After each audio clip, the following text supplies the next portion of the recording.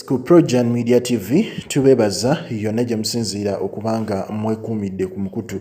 Yes, essaawa zino nagamba buli ggulire ly'oyagala erigenda maaso mu ggwanga oyina kusubscribinga onyige n'akaakade osobole okubanga ofuna notification nga twakateekayo story bwe tuti.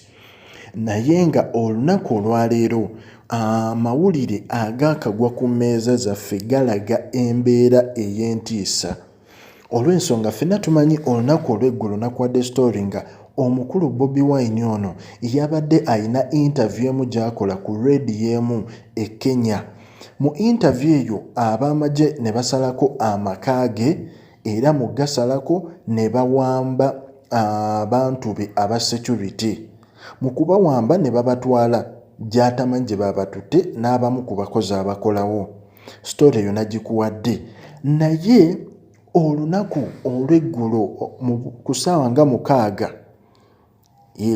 mukaaga katuguyita ogw'ekiro, Bobi Wine security team ye oba private security company gye yali yateeka okukuuma ewuwe era nga eno emazeewo emyaka 12 ng'ekuuma. Kyaddaaki baafunye order nga bagambibwa nti baveeyo tebaddamu okukuuma ennyumba ya Bobi Wine. Era supervisor waabwe yazze ekiro mu matumbi n'abaggyako bonna emmundu ze balina era n'abagamba nti tufunye ebiragiro okuba nti tubaggyawo mu kifo kino mulekerenga okuumawo yadde mubadde mumazeewo ebbanga lya myaka 12. Era ne bagamba nti n'engeri gye bakinnyonnyoddemu kigambibwa okuba nti bali wansi wa poliisi era balina okukola nga we baba ordarinze. Ekintu kino kyakubye wala Bobi Wine nga naye takola ki? Nga naye takitegeera, naye nga ekituufu kyo kiri nti poliisi oba private company nga womanyi zino company ffenna ze tumanyi zino ezitera okukuuma abantu abantu ababeera ku geeti ez'enjawulo ez'abantu abo abantu bwe batyo beebo be bayitanga private security companies. Naye Bobi Wine abadde ayina eyiye ekuuma ewuwe era ng'eno emazeewo emyaka 12.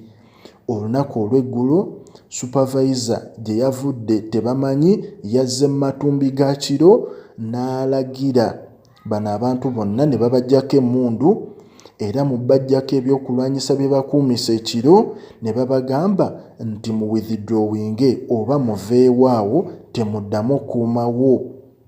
Ate nga bo we bagoberera order tebaabadde babi, baabadde balina okwesonyiwa eby'okukuuma enju ya Bobi Wine.